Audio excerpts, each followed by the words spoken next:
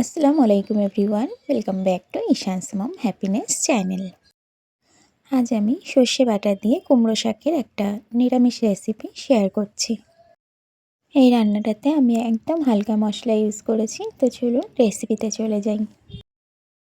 এই কুমড়ো শাকটা রান্না করার জন্য আমি বেশ কিছুটা কুমড়ো শাক নিয়ে নিয়েছি। শাকগুলো একদম কচি আছে। শাকগুলোকে আমি কেটে নেব। তো অফ ক্যামেরাতেই কেটে নিয়েছি শাকগুলোকে। এখানে আমি শাক ডাঁটা দুটোই নিয়ে নিয়েছি, আর বেশ কিছুটা আলু আমি এখানে কেটে নিয়েছি। আর একটু সর্ষে বাটা দেবো, আগেই বলেছি। তো সর্ষেটাকে একটু ভিজিয়ে রেখেছি, একটা কাঁচা লঙ্কা দিয়ে ভিজিয়ে রাখলাম। আর এখানে বেশ কিছুটা শুকনো লঙ্কা আর কাঁচা লঙ্কা নিয়েছি।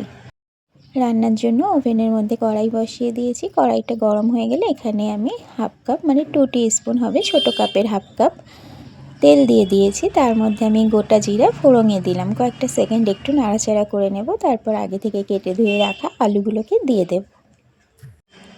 আলুগুলোকে তেলের উপর একটু ভাজা ভাজা করে নেব। এরপর সম্পূর্ণ রান্নার জন্য যে লবণ হলুদ লাগবে সেটাকে আমি একবারেই এর মধ্যে দিয়ে দিচ্ছি। তো এখানে হাফ টিস্পুন লবণ দিয়ে দিলাম আর 1/3 টিস্পুন হলুদ গুঁড়ো দিলাম।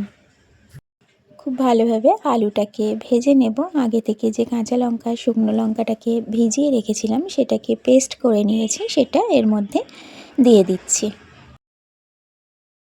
এখানে 3-4টে কাঁচা লঙ্কা আর 2টো শুকনো লঙ্কা আছে। বাটিটা ধুয়েও একটু পানি দিয়ে দিলাম। আলুটাকে আরেকটু কষিয়ে নেব মশলার সাথে।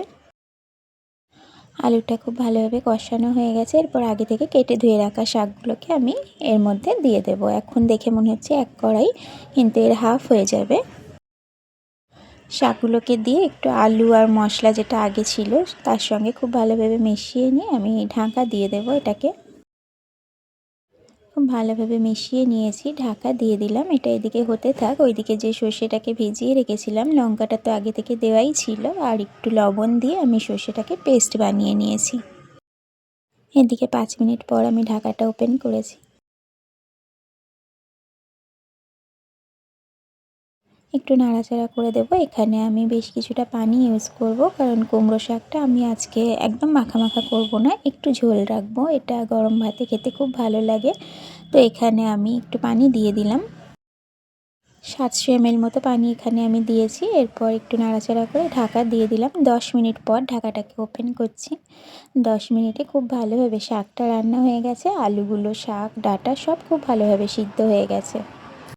নামানোর ঠিক 2 মিনিট আগে থেকে যে সর্ষেটা বেটে রেখেছিলাম কাঁচা লঙ্কা আর লবণ দিয়ে, এতে করে সর্ষেটা তেতো হয় না, সেটা দিয়ে দিলাম। মশলার বাটিটা ধুয়েও একটু পানি দিয়ে দিলাম। এরপর এটাকে আমি 2 মিনিট মতো রান্না করব। আর একটা ইনগ্রিডিয়েন্টস এখানে আমি দেব। তো সবই দেওয়া হয়ে গেছে, খুব ভালোভাবে মিশিয়ে নিয়েছি। কুমড়ো শাকের এই রেসিপিটা গরম ভাতে খেতে অসাধারণ লাগে। একটা আলু একটু ভেঙে ভেঙে দিয়েছি, এতে করে দেখতেও খুব ভালো লাগবে। একদম লাস্ট ইনগ্রিডিয়েন্টস এই যে ভাজা জিরা গুঁড়ো দিয়ে দিলাম অল্প একটু, হাফ টিস্পুন মতো দিয়েছি। একদম লাস্টে এই ভাজা জিরে গুঁড়োটা দিলে তরকারির টেস্টটা ভীষণ ভালো হয়।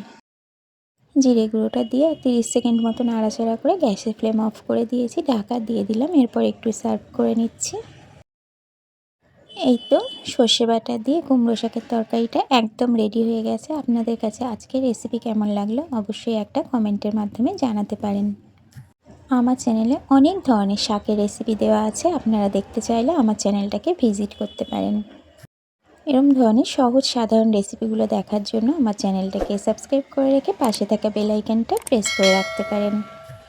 এতে করে আমি যখনই নতুন ভিডিও আপলোড করব আপনার কাছে সাথে সাথে নোটিফিকেশন পৌঁছে যাবে। Thank you so much for watching my video.